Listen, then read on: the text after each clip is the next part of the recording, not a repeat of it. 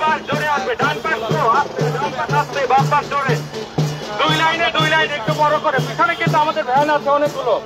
Slow, আস্তে। আপনারা দ্রুত আসেন, আপনারা স্লো আসেন। বাম পাশ।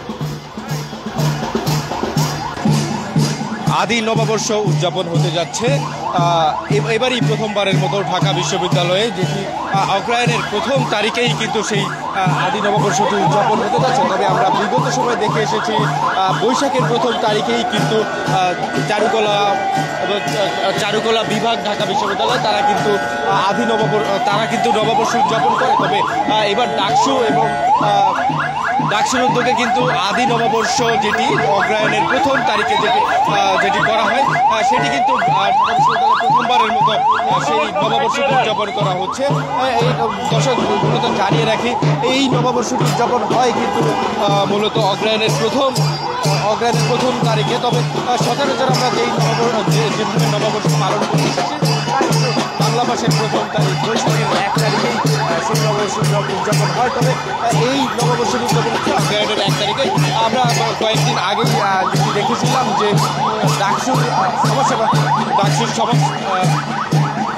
যুক্তরাষ্ট্রের 1 নম্বর জিম চেইন গোল্ডস জিম এখন আবারও বাংলাদেশে। বসুন্ধরা আবাসিক এলাকা ও বসুন্ধরা সিটি শপিং মলে।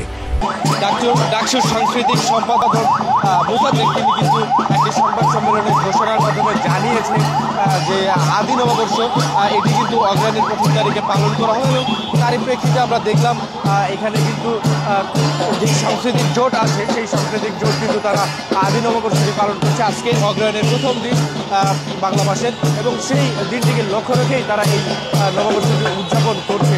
এবং যেমনটি দর্শক জানাচ্ছিলাম যে 3টি মোটিভের কথা কিন্তু তারা বলেছিলেন তাদের যে আদি নববর্ষে, সেই 3টি মোটিভ তারা তিনটিকে কিন্তু 3 আঙ্গিকে সাজানো হয়েছে। প্রথমটিকে যদি দর্শক জানিয়ে রাখি যে এটি জুলাইকে রিপ্রেজেন্ট করেই কিন্তু এই মোটিভটি তৈরি করা হয়েছে, যেখানে 36 জুলাই লেখা এবং একজন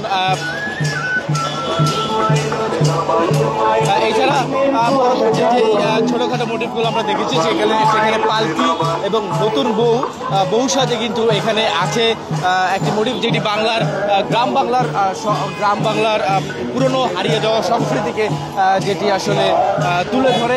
এছাড়া পরবর্তী যেই মোটিভটি সেটি আসলে একজন নারী যিনি ঢেকিতে ধান ভাঙছে, এরকম একটি মোটিভ কিন্তু এখানে বানানো হয়েছে, এবং যেটি আসলে গ্রাম বাংলার সহজ সরল এবং গ্রাম বাংলার ঐতিহ্যকে সেটি রিপ্রেজেন্ট করে। এছাড়া পরবর্তীতে আমরা দেখছি যে কিছু শিশু কিশোর যারা আসলে নববর্ষের দিন বা পয়লা নববর্ষের দিন আনন্দ উদযাপন করে, এবং সেই উদযাপনকে কেন্দ্র করেই কিন্তু তাদের যেই নতুন সাজ, তাদের নতুন বছরকে গ্রহণ করার যেই অভিপ্রায়, সেই অভিপ্রায় থেকেই কিন্তু তারা নতুনভাবে সেজেছে। এছাড়া পরবর্তী মোটিভটি আমরা দেখছিলাম যে একজন জেলে তিনি কিন্তু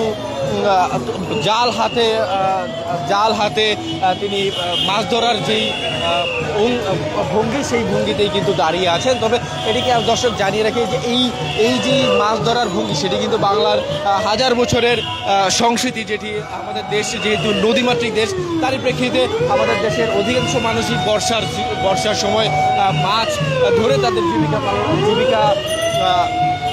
জীবিকা নির্বাহ করে। তারা পরবর্তীতে দেখছিলাম দর্শক যে আমাদের দেশের জাতীয় পোশাক লুঙ্গি, এছাড়া তাদের যেই বাউল সংস্কৃতি, এছাড়া শীতকালীন খেজুরের রস, সেই সব বিষয়গুলো কিন্তু এখানে তুলে ধরা হয়েছে। এবং এছাড়া দেখছিলেন যে কৃষকের অঙ্গভঙ্গিতে এখানে দাঁড়িয়ে আছেন অনেক যুবক। এছাড়া এখানে বাংলার যেই ফসল, সেই ফসলে যে ধান উৎপন্ন হয় সেই ধানকেও কিন্তু রিপ্রেজেন্ট করা হয়েছে এই মিছিলে। তবে দর্শক যেমনটি বলেছিলেন যে 3টি মোটিভ থাকবে, সেই 3টি মোটিভের মধ্যে কিন্তু আমরা দেখছিলাম যে একটি জুলাইকে রিপ্রেজেন্ট করেছে এবং জুলাইকে তুলে ধরেছে, এবং পরবর্তী একটি যেটিকে বাংলার সমাজের নারী যারা আছেন সেই নারী সমাজকে তাদের কর্মঠ জীবনকে তুলে ধরেছেন। আর পরবর্তীটি যেটি বলছিলাম যে আমাদের নদী এবং কৃষি এবং কৃষক যারা আছেন তাদের কিন্তু রিপ্রেজেন্ট করে সেই তৃতীয় মোটিভটি তৈরি করা হয়েছে। এছাড়া আমরা দেখছিলাম যে মানুষ বিভিন্ন সময় বিভিন্ন সাজে সেখানে এসেছেন এবং বাচ্চারা ছিলেন, কেউ বাউল সাজে এসেছেন, কেউ কৃষি সাজে এসেছেন, এছাড়া এবং নানা সাজেই কিন্তু এখানে তারা অংশগ্রহণ করেছেন এবং বাংলার যে সংস্কৃতি সেই সংস্কৃতিকে কিন্তু তারা তুলে ধরার চেষ্টা করেছেন বিভিন্ন সাজে, এমনটি আমরা দেখছিলাম দর্শক। তবে দর্শক আবার জানিয়ে রাখি যে যেমনটি আমরা সবসময় উদযাপন করে আসি যে বৈশাখের প্রথম দিনে আমরা বৈশাখের প্রথম দিনে আমরা নববর্ষটি উদযাপন করে থাকি, তবে বৈশাখের প্রথম দিনে এবার উদযাপিত না হয়ে সেটি কিন্তু অগ্রহায়ণের প্রথম দিন হচ্ছে এবং অগ্রহায়ণের প্রথম দিন হওয়ার অন্যতম কারণ হিসেবে কিন্তু ডাকসুর যিনি আছেন সাংস্কৃতিক সম্পাদক মোসাদ্দেক, তিনি কিন্তু বলেছেন যে আদি নববর্ষ অগ্রহায়ণের প্রথম তারিখে উদযাপিত হবে এবং তার প্রেক্ষিতেই কিন্তু আজকে এই